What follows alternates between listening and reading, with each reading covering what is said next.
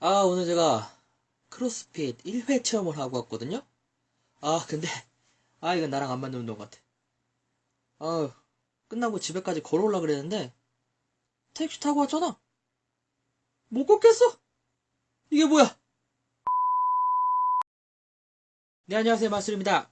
오늘은 액션과 펑크 제네릭 델리게이트에 대해서 좀 알아볼까 합니다. 제가 하고 싶은 말에 좀 앞서, 몇 가지 좀 말씀드리고 싶은 게 있어요. 우선, 액션과 펑크에 대해서 100% 이해하기 위해서는 조금 몇 가지 사전 지식이 필요합니다. 이 액션과 펑크 그 자체만 보면 크게 어려운 개념은 아닌데, 이걸 100% 이해하기 위해서는 몇 가지 사전 지식이 필수적으로 필요해요. 그 중에 진짜 필수적인 사전 지식 하나는 바로 제네릭입니다. 제네릭을 자유롭게 이용하실 수 있어야지 제대로 이해할 수 있습니다. 그 다음에 두 번째는 델리게이트가 왜 쓰이고 어떻게 쓰이는지 정도는 아셔야지 액션과 펑크가 이래서 MS 애들이 이걸 만들어 놨구나 라는 것을 이해하실 수 있습니다.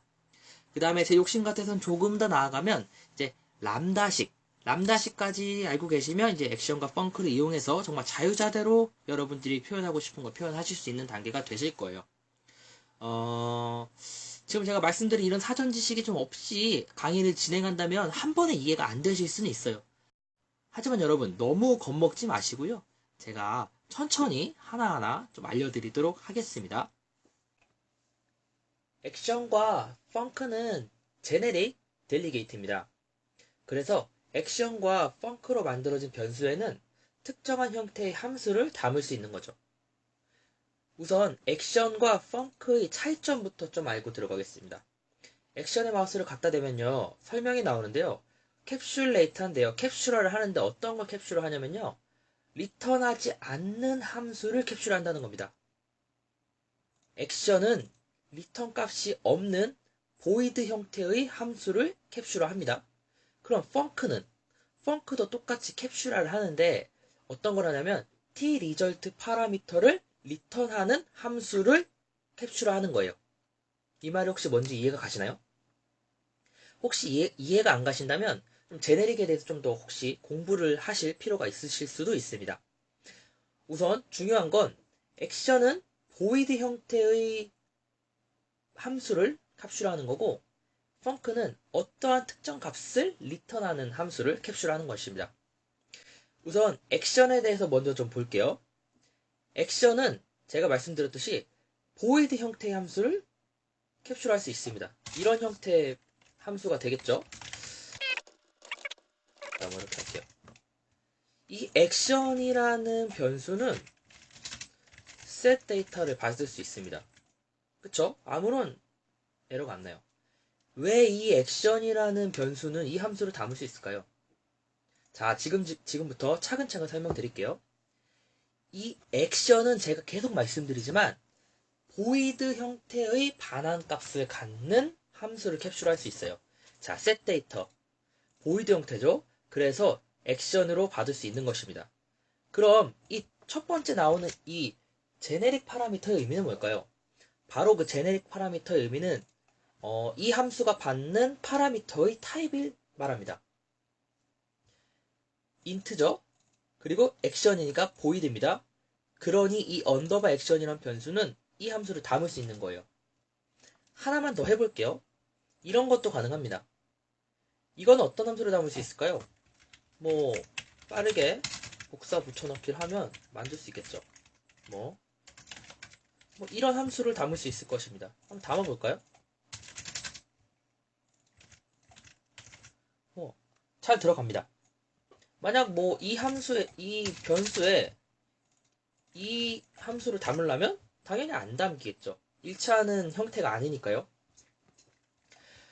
마이크로소프트 애들은 이 액션이라는 델리게이트를 무려 16개나 오버라이트 해놨습니다. 마지막으로 16번째 보이는 요 형태의 액션은 어떤 값을 담을 수 있을까요? 한번 생각을 한번 해보세요.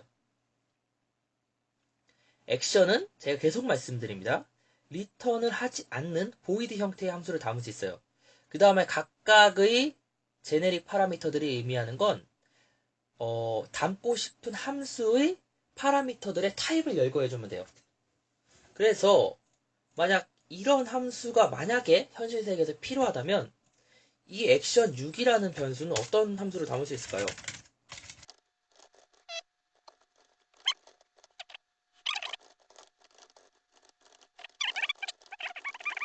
E, F, G 몇 개까지 가야죠? 하나, 둘, 셋, 넷, 다섯, 여섯, 일곱 개죠? 하나, 둘, 셋, 넷, 다섯, 여섯, 일곱 개입니다. 그러면 이 함수를 여기 담을 수 있는 거죠.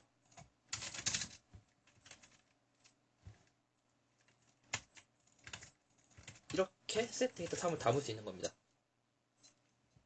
이게 액션입니다. 어렵지 않죠? 다음은 펑크입니다. 펑크와 액션의 차이점이 제가 뭐라 그랬죠? 액션과 다르게 펑크는 특정한 값을 리턴해주는 함수를 캡슐할 수 있어요. 자, 우선 액션에 썼던 예제들은 다 지워버리고요. 제가 이 언더바 펑크가 받을 수 있는 함수를 하나 선언해 볼게요. get data return 0 이런 데이터를 언더바 펑크는 받을 수 있습니다. 그 이유가 뭐냐면 펑크는 어떤 특정한 값을 리턴하는 함수를 캡슐할 수 있는데 그 리턴하는 값의 타입을 이 첫 번째 받는 제네릭 파라미터로 받을 수 있어요. 여기 인트로 리턴하겠다라는 의미고요. 그건 바로 여기 보시는 것 같이 똑같이 인트로 반환하는 함수를 받을 수 있는 변수인 것입니다. 자, 하나 더 해볼게요.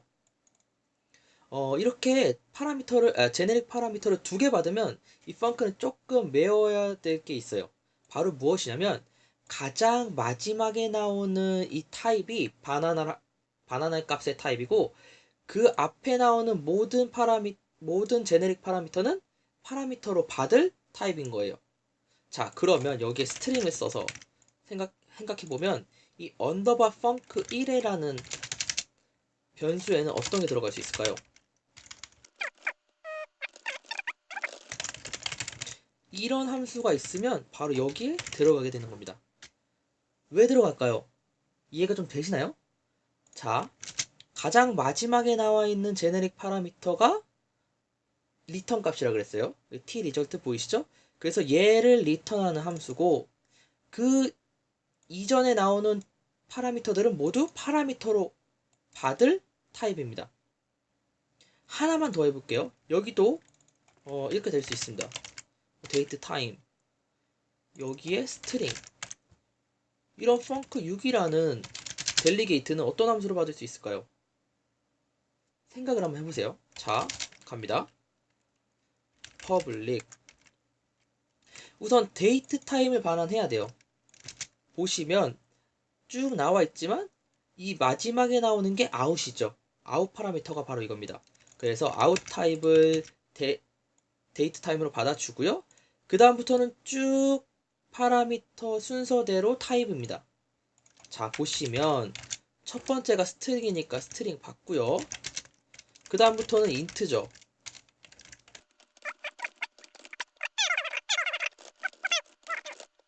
이름을 안 썼네요. 펑크 테스트 펑션이라고 할게요. 그러면 이 펑크 6이라는 델리게이트는 이 펑션을 받을 수 있는 거죠. 이해가셨나요? 이게 펑크고 앞에서 보아하셨던 것처럼 이렇게 액션과 펑크가 조금 다르게 됩니다. 다음으로는 액션과 펑크가 실제로 어떻게 쓰여지는지 좀 알아보도록 할게요.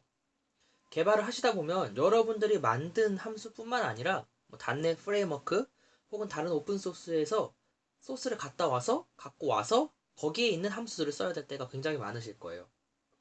그런데 그런 함수들 중에서 어떠한 동작을 대신 위임해서 해준다거나 그런 함수가 있는데 그런 함수들은 대부분 액션과 펑크로 파라미터를 열어놓고 우리가 그것에 맞는 동작을 넣어주길 기다리고 있을 거예요. 그 중에 하나는 이런 함수가 있습니다. 테스트라는 건데요. 이게 어떤 함수인지는 여러분들이 모르셔도 됩니다. 지금은 보시면 여기 액션이 들어가죠. 그 다음에 다른 거를 보면 액션 오브젝트가 들어갑니다. 다른 걸 보면 펑크도 들어가네요. 이 각각을 좀 빠르게 좀 채워보도록 할게요. 우선 처음에 가장 만만한 이 액션부터 좀 채워볼게요. 여러분, 액션은 제가 뭐라 그랬죠? 액션은 보이드 형태의 함수를 말합니다. 이 액션 테스트라는 게 여기 쏙 들어가겠죠? 그쵸? 그러면 얘는 액션을 받은 게 됩니다. 다른 것도 좀 해볼게요. 뭐 펑크도 한번 해봐야 될 거 아니에요? 펑크도 있었어요. 그쵸? 펑크도 있죠? 펑크는 어떠한 값을 리턴하는 함수라고 그랬어요. 어떤 값이든 상관이 없어요. 펑크 테스트. 그러면 얘가 여기 쏙 들어가게 되겠죠. 그 위에 있는 거는 액션을 받은 거고 밑에 있는 건 펑크를 받은 겁니다.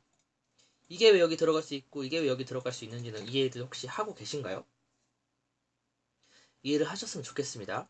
자, 그러면 이게 무슨 함수길래 여기는 왜 변수가 아니고 이런 델리게이트를 받을까? 뭐 간단히 설명해 드리면 이 태스크라는 것은 뭐 새로운 스레드를 할당해서 이 파라미터로 받은 함수를 대신 실행시켜주는 거예요. 스레드 안전하게. 뭐 그런 게 있습니다. 이거 말고도 다른 예가 있는데 윈도우 프로그램을 하다 보면 뭐 WPF나 윈폼 같은 걸 하다 보면 스레드는 스레드가 아니고 UI는 특정한 스레드 하나만 그릴 수 있게 돼 있어요. 그래서 뭐 아무 스레드나 UI에 있는 값을 변경할 수가 없거든요. 그래서 만약에 제가 UI에 어떠한 값을 변경하고 싶으면 제가 직접 어떤 함수를 실행시켜서 값을 변경하는 게 아니고 UI 스레드한테 부탁을 해야 됩니다. 예를 들어서 이런 게 있어요. 제가 어떤 버튼을 눌러서 그 버튼의 disable 상태를 enable 상태를 disable로 바꾸고 싶은 그런 때라고 보면 이렇게 해야 되는 거예요. UI 스레드한테 야 UI 스레드야, 내가 지금 버튼을 좀 바꾸고 싶거든. 버튼의 상태를 바꾸고 싶어. 그래서 내가 버튼의 상태를 바꾸는 동작을 내가 너한테 다 줄게. 함수로 넘겨줄게. 그러면 네가 그리고 있다가 시간이 될 때 내가 준 함수도 한번 실행시켜줘. 이렇게 함수를 통째로 넘겨줘야 될 때가 무조건 발생합니다. 그때는 액션과 펑크를 이용해야 되는 거죠. 이해하셨나요? 그래서 액션과 펑크가 덜어 사용이 되는 것입니다. 그리고 여러분들이 액션과 펑크를 알아야지 뭔가 함수를 만드실 때도 지금 마이크로소프트 친구들이 한 것처럼 이렇게 여러 가지를 받을 수 있게 함수를 만들 수 있는 그런 시야의 폭도 좀 넓어지실 수 있거든요. 그래서 액션과 펑크에 대해서는 이해를 하셔야 된다고 생각을 합니다. 아마 제 강의는 지금까지 들으시는 분은 거의 없으실 거예요. 그래서 여기까지 들어주신 거 정말 감사하고요. 혹시 이해가 잘 안 되신다면 제가 만들어 놓은 다른 강의들이 몇 개 있거든요.